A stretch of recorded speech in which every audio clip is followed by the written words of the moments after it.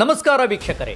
ಸಕಲೇಶಪುರ ವಿಧಾನಸಭಾ ಕ್ಷೇತ್ರದ ಮಾಜಿ ಶಾಸಕ ಎಚ್.ಎಂ. ವಿಶ್ವನಾಥ್ ಅವರು ಇತ್ತೀಚೆಗೆ ಶ್ರೀಲಂಕಾಗೆ ಪ್ರವಾಸ ಹೋಗಿದ್ದರು. ಅಲ್ಲಿನ ಆನೆಧಾಮಕ್ಕೆ ಭೇಟಿ ನೀಡಿ ಬಂದಿದ್ದಾರೆ. ಹಾಸನ ಜಿಲ್ಲೆಯ ಆನೆಗಳ ಸಮಸ್ಯೆಯ ಪರಿಹಾರಕ್ಕೆ ಶ್ರೀಲಂಕಾ ಮಾದರಿಯ ಧಾಮ ನಿರ್ಮಿಸುವುದೊಂದೇ ದಾರಿ ಎಂಬುದು ಅವರ ಅಭಿಪ್ರಾಯವಾಗಿದೆ. ವಿಶ್ವನಾಥ್ ಹಾಗೂ ಕರ್ನಾಟಕ ಬೆಳೆಗಾರರ ಒಕ್ಕೂಟದ ಮಾಜಿ ಅಧ್ಯಕ್ಷ ಉರುಡಿ ಮೋಹನ್ ಕುಮಾರ್ ಅವರು ಕಾಡಾನೆ ಸಮಸ್ಯೆ ಕುರಿತು ವಿಶ್ವಪಥದಲ್ಲಿ ಮಾತನಾಡಿದ್ದಾರೆ. ನೋಡಿ, ಇವಕ್ಕೆಲ್ಲ ಆಹಾರ ನೀಡ್ತಾರೆ. ಅವಕ್ಕೂ ಕೂಡ ನ್ಯಾಚುರಲ್ ಆಹಾರಗಳು ಕೂಡ ಅಲ್ಲಿ ಸಿಗ್ತದೆ. ಬಟ್ ಹೆಚ್ಚಿನ ಭಾಗದ ಆಹಾರನ ಕೊಡ್ತಾರೆ. ನಮ್ಮಲ್ಲಿ ಈ ಜನಸತ್ರ ಕೂಡ ಪರಿಹಾರ ಮತ್ತು ನಮ್ಮ ಕ್ರಾಪ್ ಲಾಸ್ ಮಾಡ್ತದಲ್ಲ, ಅದು ಈ ಲಾಸ್ಗಳಿಗೆ ಹ್ಯೂಮನ್ ಇವಾಗಂತೂ ಅಸೋಸಿಯೇಷನ್ನು ಮತ್ತು ನಷ್ಟಗಳಿಗೆ ನಮಗೊಂದು ತೆರಿಗೆ ಬೇಕಾದ್ರೆ ಹಾಕಲಿ, ಏನಾರು ಆಹಾರ ಬೆಳ್ಕೊಡ್ಲಿ ಅಂತ ಹೇಳಿ ಕಮ್ಮಿ ರೇಟಲ್ಲಿ ಸಬ್ಸಿಡಿ ರೇಟಲ್ಲಿ ಬೆಳ್ಕೊಳ್ಬೋದು. ಅದು ಯಾವುದೂ ಮಾಡಲ್ಲ ಸರ್ಕಾರ. ಅದಕ್ಕೋಸ್ಕರ ಒಂದು ಸಲಹೆ ಕೊಡಬೇಕು. ಬರೀ ದೂರ್ಕೊಂಡಿರಬಾರ್ದು, ನಾವು ಒಂದು ಸಲಹೆ ಕೊಡಬೇಕು. ಜೊತೆಗೆ ಸರ್ಕಾರದ ಜೊತೆ ಮಾತುಕತೆ ನಡೆಸಬೇಕು. ಅದಕ್ಕೋಸ್ಕರ ನಾನು 2ನೇ ಬಾರಿ ಇಲ್ಲಿಗೆ ಬಂದಿದ್ದೇನೆ. ಸೊ ನೋಡಿ ಎಷ್ಟು ಆನೆಗಳಿದೆ, 66 ಆನೆಗಳು. ಬಹುತೇಕ 70-80 ಆನೆಗಳು ಸಕಲೇಶಪುರ, ಬೇಲೂರು, ಆಲೂರು ಮತ್ತು ಮೂಡಿಗೆರೆ ಭಾಗ, ಚಿಕ್ಕಮಗಳೂರು ಭಾಗದಲ್ಲಿ ಇವು ಪ್ರವಾಸ ಮಾಡ್ಕೊಂಡಿದ್ದಾವೆ. ಸೊ ಇದೇ ಆನೆಗಳು ಲೂಟ್ ಮಾಡ್ತಾ ಇರೋದು. ಅಲ್ಲೂ ಅಷ್ಟೇ ಟಸ್ಕರ್ ಜಾಸ್ತಿ ಇಲ್ಲ, ಒಂದು 6-7 ಟಸ್ಕರ್ಗಳು, 10 ಟಸ್ಕರ್ ಒಳಗಡೆ ಇದೆ. ಮಿಕ್ಕೆಲ್ಲವೂ ಕೂಡ ಹೆಣ್ಣಾನೆಗಳು ಮತ್ತು ಮರಿಗಳು. ನೋಡಿ, ಇಲ್ಲಿ ಮರಿನೂ ಕೂಡ ಇದೆ. 1 ವರ್ಷದ ಮರಿ ಇದೆ, 2 ವರ್ಷದ ಮರಿ ಇದೆ. ಸೊ ನಾನು ಸರ್ಕಾರಕ್ಕೆ ಈ ಒಂದು ವರದಿಯನ್ನು ಕೊಡಬೇಕು ಅಂತ ಮಾಡಿದ್ದೀನಿ. ಮುಖ್ಯಮಂತ್ರಿ ಸಿದ್ದರಾಮಯ್ಯನವರು ಮೂಮೆಂಟಿಂದ ಬಂದಂಥ ಮನುಷ್ಯ.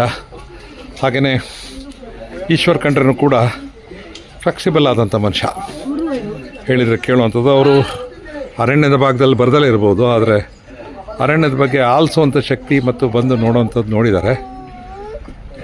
ವೆಂಕಟೇಶನ್ನ ಭೀಮ ಕೊಂದಾಗ ಸ್ವತಃ ಬಂದು ಅವ್ರ ಮನೆಗೆ ಬಂದು ಹೋದರು.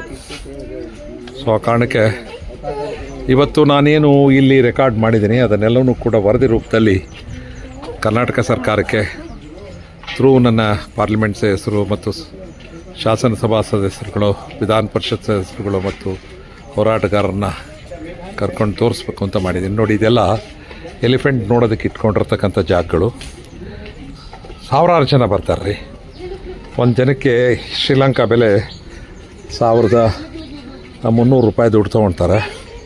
ಅಂದರೆ ಇನ್ ದ ಸೆನ್ಸ್ ಇಲ್ಲಿಯೇ ಈಗ ನಾನು 3300 ರೂಪಾಯಿ ದುಡ್ಡನ್ನು ಕೊಟ್ಟು ಬಂದಿದ್ದೇನೆ ಶ್ರೀಲಂಕಾದ್ದು. ಒಂದು ಶ್ರೀಲಂಕಾದ ಬೆಲೆ ನಿಮ್ಗೆ ಗೊತ್ತಿದೆ. ಶ್ರೀಲಂಕಾ ಬೆಲೆ ನಮ್ಮ ಇಂಡಿಯನ್ ಇದಕ್ಕೆ 1 ರೂಪಾಯಿಗೆ 3 ರೂಪಾಯಿ ಆಗುತ್ತೆ. ನೋಡಿ, ಈ ಹೆಣ್ಣಾನೆ ತುಂಬ ಗಾತ್ರದಲ್ಲಿ ದೊಡ್ಡದಿದೆ. ನೋಡಿ, ಇಲ್ಲಿ ಪಕ್ಕದಲ್ಲಿದೆ. ಇವು ಹಾರ್ಮ್ಲೆಸ್, ಇವು ಮುಟ್ಬೋದು. ನಾನು ಮುಟ್ಟಿರೋಂಥ ಸೀನು ಕೂಡ ಇದೆ. ಸೊ ನಾನು Yeah, I'm from India. Yeah. So what is your good name? Yusuf. Yusuf, you are from? Sri Lanka, and basically I'm from Canada. Oh, Canada. You are living all Canada? Yeah. Okay. What are you doing? My parents are living in Sri Lanka. Good. How is this camp? It's nice. It's the first time I'm coming here. Oh, yeah. Yeah. Namaste. You come India.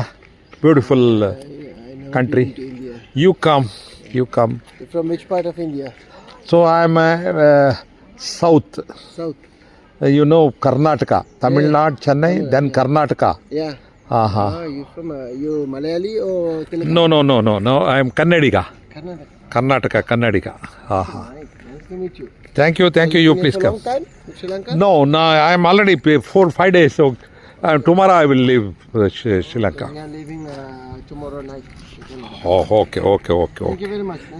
Very much. Thank you. ಕೆನಡಾದಲ್ಲಿ ವಾಸ ಇರ್ತಕ್ಕಂಥ Muslim ಕುಟುಂಬ ಬಂದಿದೆ. ಅವರು ಶ್ರೀಲಂಕಾದರೆ ಮೂಲ ಶ್ರೀಲಂಕಾ ಅಂತ ಹೇಳ್ತಾರೆ. But ಅವರು ಖುಷಿಯಾಗಿ ನರೇಂದ್ರ ಮೋದಿ ಹಂಗೆ ಕಾಣ್ತಾ ಇದ್ದೀನಿ ಅಂತ ಇಡೀ ನಾನು ಹೋದಲ್ಲೆಲ್ಲ ನರೇಂದ್ರ ಮೋದಿನ ಹೋಲಿಕೆ ಮಾಡೋದು ಮಾತಾಡ್ತಾರೆ. ನನಗೂ ಖುಷಿ, ದೇಶಕ್ಕೂ ಖುಷಿ. Narendra Modi most popular in world. ಬಹುಶಃ ಇಂದಿರಾ ಗಾಂಧಿ ನಂತರ ಇಷ್ಟು ದೊಡ್ಡ ಪಾಪ್ಯುಲಾರಿಟಿ ಇರ್ತಕ್ಕಂಥವ್ರು the only man Narendra Modi. So ಇದು ಜನರಿಗೋಸ್ಕರ ಇಲ್ಲಿ ಆನೆಗಳು ಬಿಡಲ್ಲ, ಬಟ್ ಜನ ತಿರುಗಾಡಕ್ಕೆ ಮಾಡಿದ್ದಾರೆ. ನಾನು ನಿಮಗೆ ತೋರಿಸ್ತಾ ಇರೋದು ಇವೆಲ್ಲ ಡೆವಲಪ್ಮೆಂಟ್ ಮಾಡ್ಬೋದು ಅಂತ.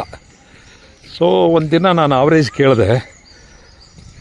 ಒಂದು ದಿನ ಆವ್ರೇಜ್ 1,000 to 1,500 ಜನ ಬಂದು ನೋಡ್ತಾರೆ. ಕೆಲವು ಟೈಮಲ್ಲಿ 7, 8, 10 ಸಾವಿರ ಜನದವರೆಗೂ ಬರ್ತಾರೆ. ಆವ್ರೇಜ್ ಒಂದು ತಿಂಗಳಲ್ಲಿ ಅವ್ರು ಹೇಳೋ ಪ್ರಕಾರ ಒಂದು ತಿಂಗಳಲ್ಲಿ ಆವ್ರೇಜ್ 50,000 ಜನ ಬರ್ತಾರೆ. 1,000 ರೂಪಾಯಿ ಅಂತ ಆದರೆ 50,000 ಇಂಟು 50,000 ಜನ ಇಂಟು 1,000 5 ಕೋಟಿ ಆಗುತ್ತೆ ಅಂತ ಕಾಣ್ತದೆ. ಸೊ ನೀವು ಲೆಕ್ಕ ಹಾಕಿ, ಸರ್ಕಾರಕ್ಕೆ ದುಡ್ಡು ಇದರ ನಿರ್ವಹಣೆ ಮತ್ತು ಆನೆಗಳ ನಿರ್ವಹಣೆಗೆ ಈ ದುಡ್ಡು ಬೇಕಷ್ಟಾಗತ್ತೆ. ಯಾಕೋಸ್ಕರ ನಿರ್ಧಾರ ತೊಗೊಳ್ಳಲ್ಲ ಅಂತ ಗೊತ್ತಿಲ್ಲ. ಬಟ್ ಎನಿಹೌ ನಾವು ಸಲಹೆ ಕೊಡಬೇಕು.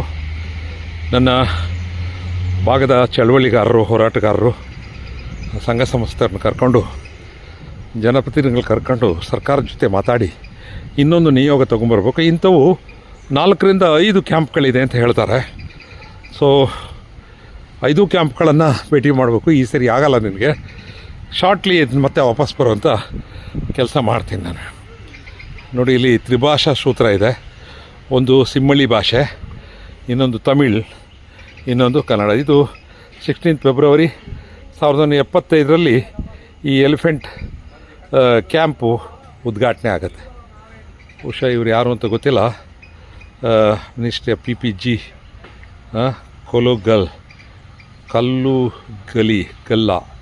ಕಲ್ಲುಗಲ ಇವರು ಫಾರೆಸ್ಟ್ ಮಿನಿಸ್ಟ್ರು. PPG ಕಲ್ಲುಗಲ ಪಾರ್ಕ್ ಅವರ ಹೆಸರಿನಲ್ಲೇ ಇದೆ. ಬಹುಶಃ ಅವರೇ ಇದನ್ನು ಕರ್ತರು ಅಂತ ಕಾಣ್ತದೆ. Thank you. ಇನ್ನೂ ಇನ್ನಷ್ಟು ಮಾಹಿತಿಗಳನ್ನ ನಾನು ಅರಣ್ಯ ಇಲಾಖೆ ಜೊತೆ ಚರ್ಚೆ ಮಾಡಿ ತಮಗೆ ಹೇಳ್ತೀನಿ. Thank you. ವಿಶ್ವಪಥ TV ಚಾನಲ್ನ ಎಲ್ಲ ವೀಕ್ಷಕರಿಗೆ ನಾನು ನಮಸ್ಕಾರ ಮಾಡ್ತೇನೆ. ನಾನು HM ವಿಶ್ವನಾಥ್. ಮೂಲತಃ ಚಳವಳಿಯಿಂದ ಬಂದವರು ನಾನು ಸಕಲೇಶಪುರ ತಾಲೂಕಿನ ಶಾಸಕನಾಗೂ ಕೂಡ ಕೆಲಸ ಮಾಡಿದ್ದೀನಿ. ನಾನೊಬ್ಬ ರೈತ. ನನ್ನ ಊರು ಸಣ್ಣ ಕುಗ್ರಾಮ. ಸಕಲೇಶಪುರ ತಾಲೂಕಿಂದ 23 ಕಿಲೋಮೀಟರ್ ದೂರದಲ್ಲಿ ಹಂಜಗೋಡ್ನಹಳ್ಳಿ ಅಂತ ಒಂದು ಗ್ರಾಮ ಇದೆ. ಆನೆಗಳಿಂದ ಮುಕ್ತವಾದ ಒಂದು 20 ಹಳ್ಳಿಗಳಲ್ಲಿ ನಂದು ಒಂದು. ನನ್ನ ಸ್ನೇಹಿತರು ಮೋಹನ್ ಕುಮಾರ್ ನಮ್ಮ ಪಕ್ಕದರೆ, ಅವ್ರ ಪರಿಚಯನ ಅವ್ರು ಮಾಡ್ಕೊಳ್ತಾರೆ. ವಿಶ್ವಪಥ ಚಾನಲ್ ಅವರಿಗೆ ನಮಸ್ಕಾರ. ನಾನು ಡಾಕ್ಟ್ರು ಮೋಹನ್ ಕುಮಾರ್ ಅಂಥೇಳಿ, ಮೂಲತಃ ಕಾಫಿ ಬೆಳೆಗಾರ. ನಾನು ಕೃಷಿಯಲ್ಲಿ PhD ಮಾಡ್ಕೊಂಡಿದ್ದೀನಿ. ಮತ್ತು ನಾನು ಕರ್ನಾಟಕ ಬೆಳೆಗಾರ ಒಕ್ಕೂಟ ಅಂಥೇಳಿ ಅದರಲ್ಲಿ ಸೇವೆಯನ್ನು ಸಲ್ಲಿಸಿ ಈಗ ಮಾಜಿ ಅಧ್ಯಕ್ಷನಾಗಿದ್ದೇನೆ.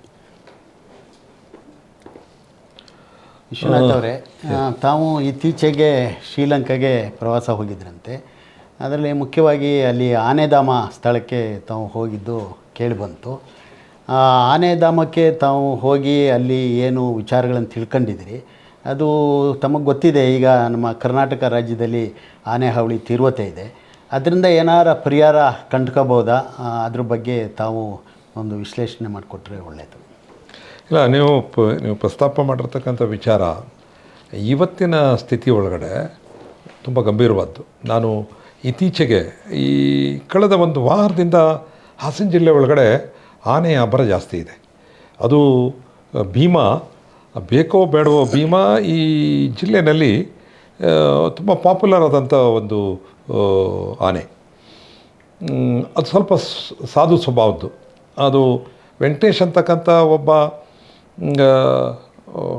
ಸಂಪನ್ಮೂಲ ವ್ಯಕ್ತಿ ನಮಗವರು, ಅವರನ್ನು ಸಾಯಿಸ್ಬಿಡ್ತು. ಅದು ಆಕಸ್ಮಿಕ, ಬಿಟ್ಟರೆ ಮಿಕ್ಕಂತ ತೊಂದರೆ ಕೊಟ್ಟಿರಲಿಲ್ಲ. ಅದರ ಕ್ಯಾಪ್ಟನ್ ಅಂಥೇಳಿ ಇನ್ನೊಂದು ಎದುರಾಳಿ ಜೊತೆ ಯುದ್ಧ ಮಾಡಬೇಕಾದ್ರೆ, ಹೊಡೆದಾಟ ಮಾಡ್ಕೋಬೇಕಾದ್ರೆ ಅದ್ರ ಕೊಂಬನ್ನು ಮುರ್ಕೊಂಡಿದೆ. ಅದರ ಸ್ಥಿತಿ ಅಷ್ಟು ಚೆನ್ನಾಗಿಲ್ಲ. ಈ ಸ್ಥಿತಿ ಆಗಿರೋದು ಕೂಡ ಜಗಬೋರ್ನಹಳ್ಳಿ ಅಂತೇಳಿ ಇಲ್ಲೇ ಒಂದು ಹತ್ತಿರ, ಈ ಬೇಲೂರು ಹತ್ತಿರ ಒಂದು ಊರಿದೆ. ಅದು ಸೆಮಿ ಮಲೆನಾಡದು, ಅದು ಪೂರ ಮಲೆನಾಡೇನಲ್ಲ. ಆ ಊರಿಗೆ ಆತಂಕ ಮೂಡಿಸೋದ್ರ ಜೊತೆಗೆ ಇಡೀ ಈ ಭಾಗಕ್ಕೆ ಒಂದು ಆತಂಕ ಮೂಡಿಸಿದೆ. 50-60 ಆನೆಗಳು ಸೇರಿಕೊಂಡಿದ್ದಾವೆ, ತೊಂದರೆ ಕೊಡ್ತಾ ಇದ್ದಾವೆ. ಏನು ಮಾಡೋದು? ನಾನು ಶ್ರೀಲಂಕಾಗೆ ಹೋದಾಗ ನಾನು ಹೋಗಿದ್ದ ಉದ್ದೇಶನೇ ಆನೆದೇನೆ.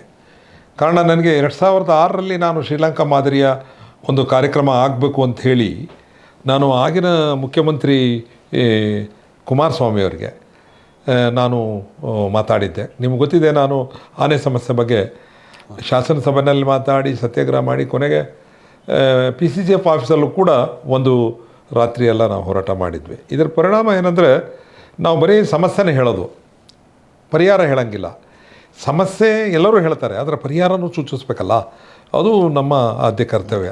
ನಾನು ಯಾವ ಆನೆಗಳು ಯಾರಿಗೆ ಎಷ್ಟು ತೊಂದರೆ ಕೊಡ್ತವೆ, ಯಾಕೆ ಕೊಡ್ತವೆ ಅನ್ನೋದನ್ನ ಅಧ್ಯಯನ ಮೊದಲು ಮಾಡಬೇಕು.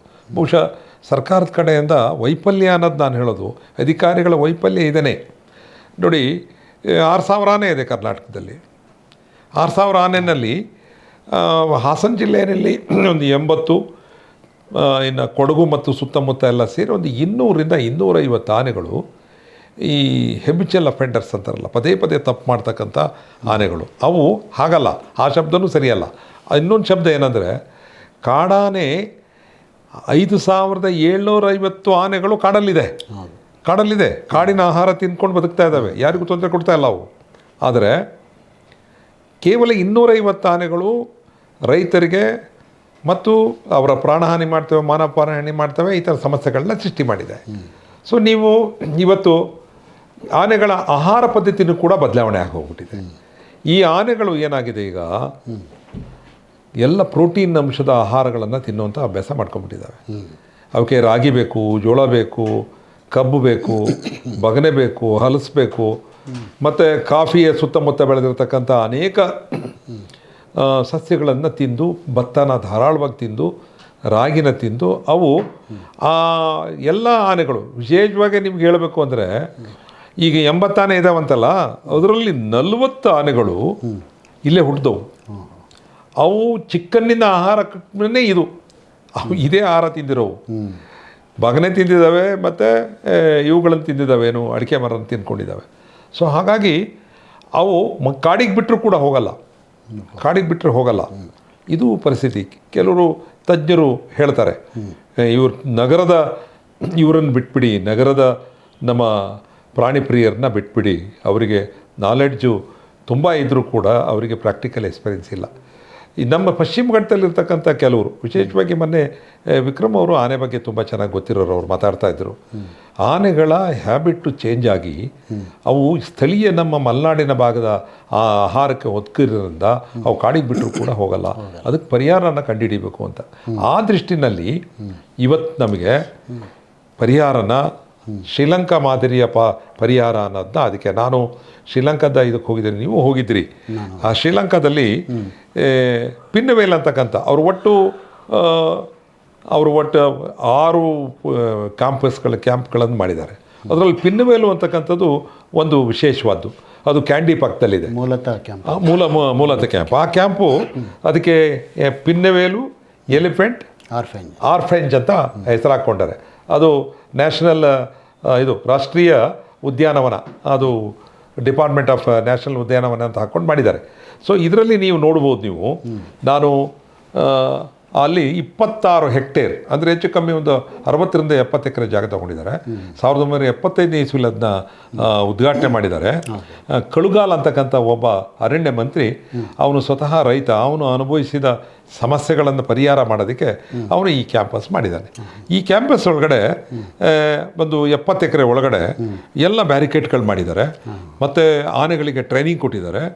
ಆನೆಗಳನ್ನ ಯಾವ ಆನೆಗಳು ಈ ರೋಗ್ ಆನೆಗಳಿದಾವಲ್ಲ ಅಂಥ ಆನೆಗಳಿಗೆ ಚೈನ್ ಹಾಕಿ ಕಟ್ಟಿ ಊಟ ಕೊಡ್ತಾರೆ. ಪುಂಡಾನೆಗಳನ್ನ ಅದರಲ್ಲಿ ಇಟ್ಟಿದ್ದಾರೆ. ಅದರಲ್ಲಿ ನೋಡಿ 21 ಆನೆಗಳು ಗಂಡಾನೆ ಇದೆ. ಅದರಲ್ಲಿ ಕುಮಾರ್ ಅಂತಕ್ಕಂಥ ಒಂದು ದೊಡ್ಡ ಆನೆ, ಅದರ 2 ಕೊಂಬುಗಳು ಒಂದರ ಮೇಲೆ ಒಂದು ಜಂಟಿಯಾಗಿದೆ, ಅಂದರೆ 60-70 ವರ್ಷ ಇರ್ಬೋದು. ಆ ಆನೆನೂ ಕೂಡ ಇಟ್ಟಿದ್ದಾರೆ, ಅದಕ್ಕೆ ಕಾಲಿಗೆ ಸರಪಳಿ ಹಾಕಿ ಇಟ್ಟಿದ್ದಾರೆ, ಅದು ತೊಂದರೆ ಕೊಡುತ್ತೆ ಅನ್ನೋ ಕಾರಣಕ್ಕೆ. 21 ಗಂಡಾನೆ, 40 ಹೆಣ್ಣಾನೆ, 5 ಮರಿಗಳಿದೆ. ಅವಕ್ಕೆ ಹಾಲು ಕುಡಿಸ್ತಾರೆ. ಅಲ್ಲಿ 85 ಆನೆ ಇಟ್ಕೊಳ್ಳುವಷ್ಟು ಅದರದ್ದು ಏರಿಯಾ ಇದೆ. ಅಲ್ಲೇ ಮರಿ ಹಾಕ್ತವೆ. ಟ್ರೈನಿಂಗ್ ಕ್ಯಾಂಪ್ ಇದೆ, ಒಂದು ದೊಡ್ಡ ಟ್ರೈನಿಂಗ್ ಕ್ಯಾಂಪ್ ಮಾಡಿದ್ದಾರೆ. ಮತ್ತು ಅದನ್ನು ಪ್ರವಾಸೋದ್ಯಮಕ್ಕೆ ಲಿಂಕ್ ಮಾಡಿದ್ದಾರೆ. 75 ದಿವಸದಲ್ಲಿ ಜನವೇ ಇರಲಿಲ್ಲ, ಒಂದು ಕಾಡು. ಬಟ್ ಇವತ್ತು ನೀವು ಹೋದರೆ ರೆಸಾರ್ಟು, ಹೋಮ್ ಸ್ಟೇ, ಅಂಗಡಿಗಳು, ಅದೊಂದು ದೊಡ್ಡ ಊರಾಗ್ಬಿಟ್ಟಿದೆ. ದೊಡ್ಡ ಊರಾಗಿದೆ, ಉತ್ಪಾದನೆ ಬರ್ತಾ ಇದೆ. ಇನ್ನೊಂದು ಅಂದರೆ ಪ್ರವಾಸೋದ್ಯಮಕ್ಕೆ ಸೇರಿಸಿರೋದ್ರಿಂದ ಸುಮಾರು ಒಂದು ವರ್ಷಕ್ಕೆ 1,80,000 2 ಲಕ್ಷ ಜನ ಪ್ರವಾಸಿಗರು ಬರ್ತಾರೆ. ಸೊ ಅದರಲ್ಲಿ ಅವರು ರೇಟ್ ಫಿಕ್ಸ್ ಮಾಡಿದ್ದಾರೆ. ಶ್ರೀಲಂಕಾ ರೇಟು 3,500 ಮತ್ತು 5,500. 5,500 ಶಾರ್ಕ್ ಕಂಟ್ರಿ ಅಲ್ಲದೆ ಇರೋರಿಗೆ ಮಾಡಿದ್ದಾರೆ. ಆ ಅಂದಾಜು ಪ್ರಕಾರ 20 ರಿಂದ 25 ಕೋಟಿ ಹಣ ಅವರಿಗೆ ಆದಾಯ ಬರುತ್ತೆ. ಸುಮಾರು 200 ಜನರಿಗೆ ಅಲ್ಲಿ ಉದ್ಯೋಗ ಸೃಷ್ಟಿ ಮಾಡಿದ್ದಾರೆ. ಒಬ್ಬ IFS ಆಫೀಸರ್ನ, ಹೈಯರ್ ಆಫೀಸರ್ನ 2 ಜನನ ನೇಮಿಸಿದ್ದಾರೆ ಡೈರೆಕ್ಟರ್ಗಳು ಮಾಡಿ. ಅಲ್ಲೊಂದು ಪಶುವೈದ್ಯ ಶಾಲೆನ ಭಾರಿ ದೊಡ್ಡ ಪ್ರಮಾಣದಲ್ಲಿ ಮಾಡಿದ್ದಾರೆ. ಸೊ ಅಲ್ಲಿ ಆನೆಗಳಿಗೆ ತೊಂದರೆ ಆದರೆ, ಡೆಲಿವರಿಗೆ ತೊಂದರೆ ಆದರೆ, ಅಥವಾ ಕೈಕಾಲು ಮುರ್ಕೊಂಡ್ರೆ, ಈ ಥರ ಸಮಸ್ಯೆಗಳಾದರೆ ಅಲ್ಲಿ ತಗೊಂಡೋಗಿ ಬಿಡ್ತಾರೆ. ಸೊ ಈ ರೀತಿ ಶ್ರೀಲಂಕಾದ 6,000 ಆನೆಗಳಲ್ಲಿ ಇಲ್ಲೇ ಸುಮಾರು 80 ಆನೆಗಳು, ಮತ್ತು ಇನ್ನು ಬೇರೆ ಬೇರೆ ಕಡೆ ಅಂತ ಹೇಳಿ ಒಂದು 200-250 ಆನೆಗಳನ್ನು. ನಿಮ್ಮ ಅನುಭವದ ಪ್ರಕಾರ ಅದನ್ನು ಯಾಕೆ ಇಲ್ಲಿ ಮಾಡೋಕ್ಕಾಗೋದಿಲ್ಲ? ಮಾಡ್ಬೋದಾ? ಇಲ್ಲ, ಇದು ನೋಡಿ, ಇದು ಭಾರತ ದೇಶದಲ್ಲಿ ಕೆಲವು ಅನೇಕ ಸಮಸ್ಯೆಗಳಿದೆ ಅಂತ ಮಾತಾಡ್ತೀರಿ, ಸುಪ್ರೀಂ ಕೋರ್ಟ್ ಅಂತ ಹೇಳ್ತಾರೆ. ಈ ಕೆಲಸನ ಇವತ್ತು ನಮ್ಮ ಸರ್ಕಾರ ಮಾಡಬೇಕಾಗಿದೆ. ನಮ್ಮ ಅಧಿಕಾರಿಗಳು ಈ ದಿಕ್ಕಿನಲ್ಲಿ ನೋಡಬೇಕಾಗಿದೆ. ಶ್ರೀಲಂಕಾ ಬಾರಿ ಹತ್ತಿರ, ಇವ್ರಿಗೆಲ್ಲರಿಗೂ ಗೊತ್ತು ಇದೆಲ್ಲ. ಈ ಎಲ್ಲ ವಿಚಾರ ನಿಮ್ಮ ಶ್ರೀಲಂಕಾದಲ್ಲಿ ಇದು ಕರ್ನಾಟಕ ಸರ್ಕಾರದ ಅನೇಕ ಜನರಿಗೆ ಗೊತ್ತು, ಮಾಡುವ ಇಚ್ಛಾಶಕ್ತಿ ಇಲ್ಲ. ಆ ಕಾರಣಕ್ಕೆ ನಾವು ಈಗ, ನೀವು ಕಾಫಿ ಬೆಳೆಗಾರರ ಸಂಘದವ್ರು, KGFನವ್ರು, ನಾವು ಕೆಲವು ಜನಪ್ರತಿನಿಧಿಗಳನ್ನ ಕರ್ಕೊಂಡು ನಾವು ಮುಖ್ಯಮಂತ್ರಿಗಳನ್ನು ಸದ್ಯದಲ್ಲೇ ಭೇಟಿ ಆಗ್ತಾಯಿದ್ದೀವಿ, ಅರಣ್ಯ ಮಂತ್ರಿಗಳು ಭೇಟಿ ಆಗ್ತಾಯಿದ್ದೀವಿ. ಒಂದೇ ಒಂದು ದಾರಿ ಇರೋದು, ಈ ಥರದ ಆನೆಗಳನ್ನು ಸ್ಥಳಾಂತರ ಮಾಡಿ ಕಾಡಿಗೆ ಬಿಡೋಕ್ಕಾಗಲ್ಲ. ಹೆಣ್ಣಾನೆ ಬಿಟ್ಟು ನೀವು ಯಾವ ಆನೆಗಳನ್ನ ಆಚೆಗೆ ತೊಗೊಂಡು ಹೋದರೂ ಕೂಡ ಆನೆಗಳು ಸ್ಥಳಾಂತರ ಆಗಲ್ಲ. 300 ಹಳ್ಳಿಗಳಲ್ಲಿ ಅನ್ಯಾಚುರಲ್ ಏರಿಯಾ, ಅಂದರೆ ಅಸಹಜವಾದಂಥ ಆನೆ ಬದುಕಲಿಗಿರ್ತಕ್ಕಂಥ ಜಾಗದಲ್ಲಿ ಇದ್ದಾವೆ.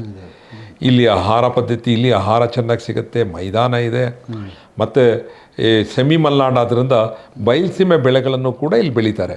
ಅದರಿಂದ ಅವು ಇಲ್ಲಿಂದ ಬಿಟ್ಟು ಆಚೆ ಹೋಗಲ್ಲ. ಈ 300 ಹಳ್ಳಿ ನೀವು ಇಲ್ಲೇ ನೋಡ್ಬೋದು. ಕೆಂಚನ್ ಹೊಸಕೋಟೆಯಿಂದ ನೀವು ಬೇಲೂರು ತನಕ ಇಲ್ಲಿ ಇವು ಜಾಂಡ ಹೊಡಿದಾವೆ. ಇವು ಈ ಊರಲ್ಲಿ ಇರ್ತವೆ, ಪಕ್ಕದ ಊರಿಗೆ ಹೋಗ್ತವೆ, ಆಹಾರ ಕಮ್ಮಿ ಆದ್ಕೊಳ್ಳಿ ಇನ್ನೊಂದು ಊರಿಗೆ ಹೋಗ್ತವೆ. ಅದರಿಂದ ಯಾವುದೇ ಕಾರಣಕ್ಕೆ ಇದನ್ನು ನೀವು ಪರಿಹಾರ ಮಾಡೋಕ್ಕಾಗಲ್ಲ.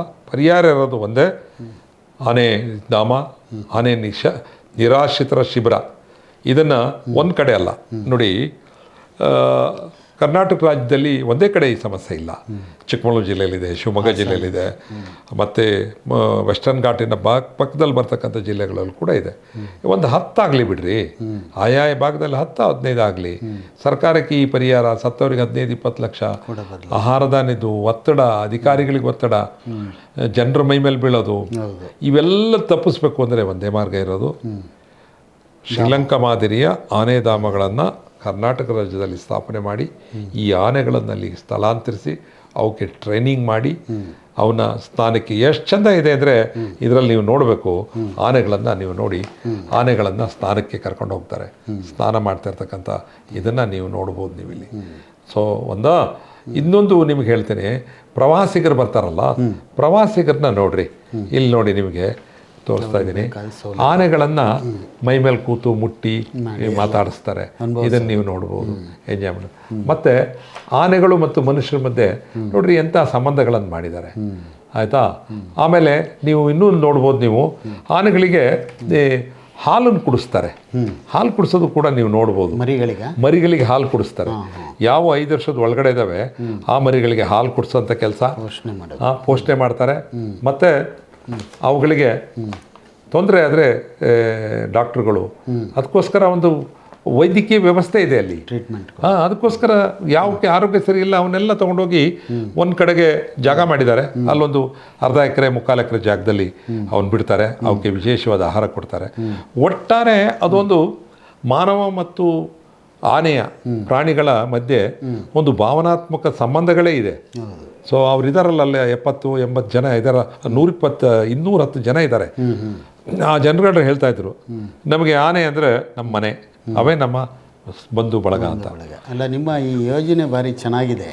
ಈಗೇನು ಸಮಸ್ಯೆ ಇದೆ ನಮ್ಮ ಕರ್ನಾಟಕ ರಾಜ್ಯದಲ್ಲಿ, ಅದನ್ನು ಬಗೆಹರಿಸಲಿಕ್ಕೆ ಒಂದು ಒಳ್ಳೆಯ ಯೋಜನೆ ಇದು. ಬಟ್ ಇದನ್ನು ಸರ್ಕಾರ ಹೇಗೆ ತಗೊಳುತ್ತೆ, ಅವ್ರಿಗೆ ಹೇಗೆ ಮನವರಿಕೆ ಮಾಡಿಕೊಡೋದು, ಅದು ಭಾರಿ ಮುಖ್ಯ. ಇಲ್ಲ, ನಿಮಗೆ ನೋಡಿ ಮಾಡಬೇಕಲ್ಲ. ಒಂದು ಹೇಳ್ಬಿಡ್ತೀನಿ ನಿಮಗೆ. ಯಾವುದೇ ಕೆಲಸ ಒಬ್ಬ ಅಧಿಕಾರಿ ಮತ್ತು ಒಂದು ಸರ್ಕಾರ, ನಾನು ಹೇಳಿದ್ನಲ್ಲ ನಿಮಗೆ, ಅಲ್ಲಿ ಕಳುಗಾಲ್ ಅಂತಕ್ಕಂಥ ಒಬ್ಬ ವ್ಯಕ್ತಿ ಅವನ ವಿಗ್ರಹ ಹಾಕಿದಾರಲ್ಲಿ. ಕಾರಣ ಅಂದರೆ ಅವನು ಇದನ್ನು ಮಾಡಿದವನು ಸರ್ಕಾರನ ಒಪ್ಪಿಸಿ, ಸರ್ಕಾರದಲ್ಲಿ ಕಾನೂನುಗಳನ್ನು ಅದಕ್ಕೋಸ್ಕರ ತಿದ್ದುಪಡಿ ಮಾಡಿ. ಮತ್ತು ಕಾರಣ ಅಂದರೆ ಅವನೊಬ್ಬ ಹಳ್ಳಿಯ ರೈತನ ಮಗ. ಅವನ ಕುಟುಂಬದವರು ಸುತ್ತಮುತ್ತ ಒಂದು 8-10 ಜನ ಆನೆಗಳು ಮನುಷ್ಯರನ್ನ ಸಾಯಿಸ್ತವೆ. ಅದಾದ ನಂತರ ಅವನವರ ಸರ್ಕಾರದ ಜೊತೆ ಚರ್ಚೆ ಮಾಡಿ ಅಲ್ಲಿ ಪ್ರೆಸಿಡೆಂಟ್ ರೂಲಲ್ಲಿ ಅಧ್ಯಕ್ಷರಿರ್ತಾರೆ, ಅಲ್ಲಿಂದ ಬಜೆಟ್ ತೊಗೊಂಡು 75ನೇ ಇಸ್ವಿ ಅಂದರೆ ಎಷ್ಟು ವರ್ಷ ಆಯ್ತು ಇಲ್ಲಿಗೆ? 50 ವರ್ಷ ಆಯ್ತು ರೀ. 50 ಇಯರ್ಸ್ ಬ್ಯಾಕ್ ಮಾಡಿದ್ದಾನೆ ನೋಡಿ ಎಂಥ ಕೆಲಸ. ನಮ್ಮ ಸರ್ಕಾರಗಳ 50 ವರ್ಷ ಆಡಳಿತ ನಡೆಸಿದ್ದಾವೆ. ಹಾಗಾಗಿ ನನಗೆ ಒಂದು ನಂಬಿಕೆ ಇದೆ, ಇವತ್ತಿನ ಮುಖ್ಯಮಂತ್ರಿಗಳು ಮೂಮೆಂಟಿಂದ ಬಂದವರು, ಸ್ವಲ್ಪ ಸ್ಪಂದಿಸುವಂಥವ್ರು. ಕೆಲವಾರು ಇವುಗಳನ್ನು ಈಗ ಒಂದು ಯಾವುದೋ ಕ್ಯಾಂಪಿಗೋಸ್ಕರ ಒಂದು ಬಜೆಟಲ್ಲಿ ಸೇರಿಸಿದ್ದಾರೆ, ಅದೇನು ಸಾಕಾಗಲ್ಲ. ಸೊ ಅರಣ್ಯ ಮಂತ್ರಿಗಳು ಕೂಡ ಫ್ಲೆಕ್ಸಿಬಲ್ ಆಗಿದ್ದಾರೆ. ಜಿಲ್ಲೆನಲ್ಲಿ MP ಮತ್ತು MLAಗಳಿದ್ದಾರೆ, ಅವ್ರನ್ನೆಲ್ಲ ನಾವು ಏನೂ ಮಾಡೋಂಗಿಲ್ಲ, ನಾವೇ ಕರ್ಕೊಂಡು ಹೋಗ್ಬೇಕು. ನಾವು ಶ್ರೀಲಂಕಾಗೆ ಇನ್ನೊಂದು ಪ್ರವಾಸನೂ ಹಾಕಬೇಕು ಅಂತ ಅಂದ್ಕೊಂಡಿದ್ದೀವಿ. ಅದನ್ನು ಅಧಿಕಾರಿಗಳು ಮತ್ತು ಇವ್ರನ್ನ ನಾವು ಇದನ್ನು ಒಪ್ಪಿಸ್ಬೇಕು. ನಾವು ಒಪ್ಪಿಸ್ದಲೇ ಯಾವ ಕೆಲಸನೂ ಆಗಲ್ಲ. ಮತ್ತು ಸರ್ಕಾರಕ್ಕೆ ಆಗದೇ ಇರೋ ಕೆಲಸ ಯಾವುದೂ ಇಲ್ಲ. ಕೇಂದ್ರ ಸರ್ಕಾರದಲ್ಲಿ ಈ ಕೇಂದ್ರದ ಮಂತ್ರಿಗಳು ನಮಗೆ ಬೇಕಾದಂಥವ್ರು ಇದ್ದಾರೆ. ಸ್ವತಃ ಕುಮಾರಸ್ವಾಮಿ ಅವರಿಗೆ ಈ ಸಮಸ್ಯೆ ಗೊತ್ತು. ಯಾಕೆಂದರೆ 2006ರಲ್ಲಿ ಅವರ ಚೇರ್ಮನ್ಶಿಪ್ಪಲ್ಲಿ, ಅವರ ಅಧ್ಯಕ್ಷತೆಯಲ್ಲೇ ನಾವೊಂದು ಮೀಟಿಂಗ್ ಮಾಡಿದ್ವಿ. ಹಾಗೆ ಪಶ್ಚಿಮ ಘಟ್ಟದೊಳಗಡೆ ಸೋಮಣ್ಣ ಇದ್ದಾರೆ. ಇನ್ನು ಈ ಕಡೆ ನಮಗೆ ಬೇಕಾದಂಥ ಕೊಡಗಿನ MP ಇವರಿದ್ದಾರೆ. ಹಾಸನದ ಚಿಕ್ಕಮಗಳೂರು MP ಕೂಡ ನಮ್ಮ ಪೂಜಾರರು ಒಳ್ಳೆ ಫ್ಲೆಕ್ಸಿಬಲ್ ಇದ್ದಾರೆ. ಕೇಂದ್ರ ಸರ್ಕಾರದ ಜೊತೆ ನಾವು ಒಪ್ಪಿಸ್ಬೋದಾದಂಥ ಸ್ಥಿತಿ ಇದೆ. ನಾವು ಈ ಪ್ರಯತ್ನ ಸೀರಿಯಸ್ ಆಗಿ ಮಾಡ್ತೀವಿ. ಇದು ಕೇವಲ ಪತ್ರಿಕಾಗೋಷ್ಠಿ ಇವು ಆಗಬಾರ್ದು. ಆಮೇಲೆ ನಮ್ಗೆ ಆಗಬೇಕಾದ್ದೇನೂ ಇಲ್ಲ. ನಮ್ಗೆ ಆಗಬೇಕಾಗಿರೋದು ಪಶ್ಚಿಮ ಘಟ್ಟದ ಜನರಿಗೆ ಅನುಕೂಲ ಆಗಬೇಕು. ವಿಶೇಷವಾಗಿ ಹಾಸನ ಜಿಲ್ಲೆಯಲ್ಲಿ ಏನು ಆನೆಗಳಿದ್ದಾವೆ ಅವು ಸ್ಥಳಾಂತರ ಆಗಬೇಕು ಮತ್ತು ಅವಕ್ಕೊಂದು ಆನೆ ಧಾಮ ಬೇಕು, ಪರ್ಮನೆಂಟಾಗಿ ಸಾಲ್ವ್ ಮಾಡಬೇಕು. ನೀವು ನಮ್ಮ ರೈತರು ಏನು ಹೇಳ್ತಾರೆ ಗೊತ್ತಾ, ನೀವು ನೋಡಿ ಕೇಳಿ ರೀ, ನಮಗೊಂದು ಆಹಾರ ಬೆಳ್ಕೊಡಿ ಅಂತ ಹೇಳ್ರಿ, ನಾವೇ ಬೆಳ್ಕೊಡ್ತೀವಿ. ಯಾಕೆಂದರೆ 80 ಆನೆ 1 ಟನ್ನು, 100 kg ಒಂದು ಆನೆಗೆ ಬೇಕು. 88 ಟನ್ ಬೇಕು ನಿಮಗೆ 80 ಆನೆಗೆ. ಈ 8 ಟನ್ನು ಆಹಾರನ ತಿಂತವೆ, 800 ಟನ್ ಆಹಾರನ ನಾಶ ಮಾಡ್ತವೆ. ಒಂದಕ್ಕೆ 10 ಪಟ್ಟನ್ನು ನಾಶ ಮಾಡ್ತವೆ. ಅದ್ರ ಬದಲಿ ನಾವೇ ಬೆಳ್ಕೊಡ್ತೀವಿ. ನಮಗೆ ಒಂದು ಆ ಥರ ಕಂದಾಯ ಥರ ಒಂದು ಲೆವಿ ಥರ ನೀವು ಈ ಆನೆ ಏರಿಯಾದವ್ರಿಗೆ ಹೇಳಿದರೆ ಧಾರಾಳಾಗಿ ಅವಶ್ಯಕತೆ ಬಿದ್ದಂಥ ಆಹಾರನೂ ಕೂಡ ಬೆಳ್ಕೊಡ್ತಾರೆ. ಈ ಥರ ಮಾಡಿದ್ರೆ ಮಾತ್ರ ಇತ್ತೀಚೆಗೆ ಒಂದು ಬೆಳವಣಿಗೆ ಆಯಿತು. ಕರ್ನಾಟಕ ರಾಜ್ಯದಲ್ಲಿ ಮೊನ್ನೆ ಒಂದು ಬಜೆಟ್ ಸಬ್ ಕಮಿಟಿಗೆ ನನ್ನನ್ನು ಕರೆದಿದ್ರು. ಅಲ್ಲಿ ತಾವು ಏನು ಹೇಳಿದ್ರಿ ಅದನ್ನು ನಾನು ಅಲ್ಲಿ ಪ್ರಸ್ತಾಪ ಮಾಡಿದ್ದೀನಿ. 3 ಜಿಲ್ಲೆಯಲ್ಲಿ ಆನೆಗಳ ಧಾಮ ಮಾಡಿ, ಅದರಿಂದ ನಿಮ್ಮ ಬಜೆಟಿಗೂ ಒಂದು ಸ್ವಲ್ಪ ಹಣ ಬರ್ತದೆ. ಈಗ ನಮ್ಮ ಹಾಸನ ಜಿಲ್ಲೆಯಲ್ಲಿ ಹೆತ್ತೂರು ಭಾಗದಲ್ಲಿ ರೈತರು ಜಮೀನು ಕೊಡೋಕ್ಕೆ ತಯಾರಿದ್ದಾರೆ. ಅದರ ಅಂಚಿನಲ್ಲಿ ಕಾಡಿದೆ. ಸೊ ಅಲ್ಲೊಂದು ಧಾಮ ಮಾಡ್ಬೋದು, ಕುದುರೆಮುಖದಲ್ಲಿ ಒಂದು ಮಾಡ್ಬೋದು, ಮತ್ತು ಕೊಡಗಿನಲ್ಲಿ ಬೇಕಾದಷ್ಟು ಜಾಗ ಇದೆ. ನೀವು ಹೇಳಿದ ಪೂರ್ವಕವಾಗಿ ನೋಡಿ, 15 ವರ್ಷ ಆಯಿತು ಹತ್ತಿಹಳ್ಳಿ ಒಣಗೂರಿನ ಸುತ್ತಮುತ್ತ 7 ಹಳ್ಳಿಗಳನ್ನು ಸುಮಾರು 3,000 ಎಕರೆ ಜಾಗನ ಸರ್ಕಾರಕ್ಕೆ ನಾವು ಕೊಡ್ತಾ ಇದ್ದೀವಿ. ತಗೊಳ್ಳಿ, ನಮಗೊಂದು ಹಣ ಕೊಡಿ, ನಾವು ಹೊರಗಡೆ ಹೋಗ್ತೀವಿ ಅಂತ ಹೇಳ್ತಾರೆ. ಅಲ್ಲಿ ಇನ್ನೊಂದು ಏನು ಅನುಕೂಲ ಇದೆ ಅಂದರೆ 3,000 ಎಕರೆ ಸುತ್ತ ಸುಮಾರು 12,000 ಎಕರೆ ಸರ್ಕಾರಿ ಜಾಗ ಇದೆ. ಅದು ಸೋಲೋ ಫಾರೆಸ್ಟ್. ಅದು ಆ ಫಾರೆಸ್ಟ್ ಹೆಂಗಿದೆ ಅಂದರೆ ಈ ಪಶ್ಚಿಮ ಘಟ್ಟದೊಳಗಡೆ ಆನೆಗಳಿಗೆ ಆಹಾರ ಸಿಕ್ಕಲ್ಲ. ಯಾಕೆಂದರೆ ಅಲ್ಲಿ ಎತ್ತರದಲ್ಲಿ ಮರ ಇರ್ತದೆ, ಇಲ್ಲಿ ಕುಳ್ಳು ಮರಗಳಿರ್ತವೆ, ಗಿಡಗಳಿರ್ತವೆ. ಸೊ ಆ ಕಾರಣಕ್ಕೆ ಅದು ಅನುಕೂಲ. ಅದು ಸರ್ಕಾರಕ್ಕೆ ಈಗ 15 ವರ್ಷ ಆಯಿತು ರೈತರು ಕಷ್ಟಕ್ಕೆ ಸಿಗಾಕೊಂಡಿದ್ದಾರೆ. ಅಲ್ಲಿ ಬೆಳೆ ಬೆಳೀತಾ ಇಲ್ಲ, ಬೆಳೆ ನಿಲ್ಲಿಸ್ಬಿಟ್ಟಿದ್ದಾರೆ. ಅದು ಸರ್ಕಾರ ಮನಸ್ಸು ಮಾಡ್ತಾ ಇಲ್ಲ. ಮಾರ್ಕೆಟ್ ರೇಟಲ್ಲಿ ತೊಗೊಳ್ರಿ, ನಮಗೆ ಕೊಡಿ, ಒಂದು 500-600 ಕೋಟಿ ರೂಪಾಯಿ ಆಗುತ್ತೆ. ಅದಕ್ಕೆ ಕೇಂದ್ರ ಸರ್ಕಾರದಲ್ಲಿ ಅದಕ್ಕೋಸ್ಕರನೇ ಹಣ ಇದೆ. ಅನೇಕ ಇಂಡಸ್ಟ್ರಿ ಮಾಲೀಕರು ಮುಂದೆ ಬರ್ತಾರೆ. ಇಂಡಸ್ಟ್ರಿ ಮಾಲೀಕರ ಹತ್ರ, ಅವ್ರ ಹತ್ರ ಅಭಿವೃದ್ಧಿಗೋಸ್ಕರ ಆದಂಥ ಹಣ ಇವ್ರ ಹತ್ರ ಇದೆ. ಈ ಎಲ್ಲವನ್ನು ಬಳಸಬಹುದಾದಂಥ ಅವಕಾಶಗಳಿದೆ. ನೀವು ರಾಜಕಾರಣಿ ಆಗಿರೋದ್ರಿಂದ ನಿಮ್ಮ ಮಾತಿಗೆ ಭಾರಿ ಒಂದು ಬೆಲೆ ಇದೆ ಸರ್ಕಾರ ಮಟ್ಟದಲ್ಲಿ. ಮತ್ತು ಇತರ ರಾಜಕಾರಣಿಗಳ ಸಂಪರ್ಕ ಎಲ್ಲ ತಮಗಿರುತ್ತೆ. ಅವರಿಗೆಲ್ಲ ಮನವರಿಕೆ ಮಾಡಿಕೊಟ್ಟು ನಾವು ಇದನ್ನು ಬೆಳೆಗಾರ ಸಂಘಟನೆ ನೀವು ಎಲ್ಲ ಸೇರಿ ಇದೇನಾದರೂ ಮಾಡಿ ಸಮಸ್ಯೆನ ಬಗೆಹರಿಸಬೇಕು. ಶ್ರೀಲಂಕಾಕ್ಕೆ ಬೇಕಾದರೆ ಅವರು ಯಾರನ್ನು ಕಳಿಸ್ಬೇಕು, ನಾವು ಬೇಕಾದ್ರೆ ಬರ್ತೀವಿ, ಜೊತೆಗೂಡಿ ಅದು ಸ್ಟಡಿ ಮಾಡಿ ಒಂದು ಪ್ರಾಜೆಕ್ಟ್ ಮಾಡಿ ಸಮಸ್ಯೆ ಬಗೆಹರಿಸಬೇಕು. ಇಲ್ಲಾಂದರೆ ಕಾಫಿ ಬೆಳೆಗಾರರಿಗೆ ಏನಾಗಿದೆ, ಜೀವಭಯ ಆಗಿದೆ. ಕಾಫಿ ತೋಟಕ್ಕೆ ಹೋಗಂಗಿಲ್ಲ, ಕೆಲಸ ಮಾಡೋಂಗಿಲ್ಲ, ಕಾರ್ಮಿಕರು ಬರೋಂಗಿಲ್ಲ, ಕಾಫಿ ಕುಯ್ಯೋಂಗಿಲ್ಲ. ಹೇಗೆ ನಾವು ಜೀವನ ನಡೆಸೋದು ರೈತರು? ಅದು ಭಾರಿ ಕಷ್ಟ ಇದೆ. ಹಾಗಾಗಿ ತಾವು ವಿಶ್ವನಾಥ್ ಗೌಡರು ಇವತ್ತು ಏನು ಈ ಸಮಸ್ಯೆ ಬಗ್ಗೆ ಒಂದು ಮಾಹಿತಿ ಕೊಟ್ಟಿದ್ದಾರೆ, ಇದು ರಾಜ್ಯ ಸರ್ಕಾರಕ್ಕೆ ಮುಟ್ಟಬೇಕು. ರಾಜ್ಯ ಸರ್ಕಾರ ಇದಕ್ಕೆ ಪರಿಹಾರ ಕೊಡಬೇಕು. ಆ ನಿಟ್ಟಿನಲ್ಲಿ ನಾವೆಲ್ಲರೂ ಒಂದು ಮೂಮೆಂಟ್, ಒಂದು ಹೋರಾಟನೇ ಮಾಡಬೇಕಾಗುತ್ತೆ ಅಂತ ನನ್ನ ಅನಿಸಿಕೆ. ಖಂಡಿತ ನಾವು ಟಿ ವಿ ಈ ಚಾನಲ್ ಮುಖಾಂತರ ನಾವು ಜನರಿಗೆ ಹೇಳೋದೇನೆಂದರೆ, ನೀವೆಲ್ಲರೂ ಕೂಡ ಜಾಗೃತವಾಗಿರಿ. ಈ ವಿಚಾರನ ನಾವು ಹೆಚ್ಚು ಒತ್ತು ಕೊಡೋಣ. ನಾವು ಸರ್ಕಾರದ ಜೊತೆ, ಅಧಿಕಾರಿಗಳ ಜೊತೆ, ಚುನಾಯಿತ ಪ್ರತಿನಿಧಿಗಳ ಜೊತೆ ನಾವು ಹೋಗ್ತೀವಿ. ನಿಮ್ಮ ಸಹಕಾರ, ವಿಶೇಷವಾಗಿ ಪತ್ರಿಕಾ ಮಾಧ್ಯಮದವರು ನನಗೆ ಇವತ್ತು ಪತ್ರಿಕಾಗೋಷ್ಠಿ ಮಾಡಿದಾಗ ಇಡೀ ಪತ್ರಿಕಾ ಮಾಧ್ಯಮರು ನಾವು ಬರ್ತೀವಿ ಶ್ರೀಲಂಕಾಕ್ಕೆ ಅಂತ ಹೇಳಿದರು. ನಾವು ಖಂಡಿತ ನಾವು ಒಂದು 10 ಜನ ಮಾಧ್ಯಮದವ್ರನ್ನು ಕೂಡ ನಾವು ನಮ್ಮ ಹಣದಲ್ಲಿ, ನಮ್ಮ ಸಂಘಟನೆ, ನಾವು ಬೆಳೆಗಾರರ ಇದರಲ್ಲಿ ಕರ್ಕೊಂಡು ಹೋಗಬೇಕು ಅಂತ ಮಾಡಿದ್ದೀವಿ. ಖಂಡಿತ ಇನ್ನೊಂದು ವಾರದೊಳಗಡೆ ಸರ್ಕಾರದ ಜೊತೆ, ಅಧಿಕಾರಿಗಳ ಜೊತೆ ಮಾತಾಡೋಣ. Okay, thank you. Thank you. ನಮಸ್ಕಾರ.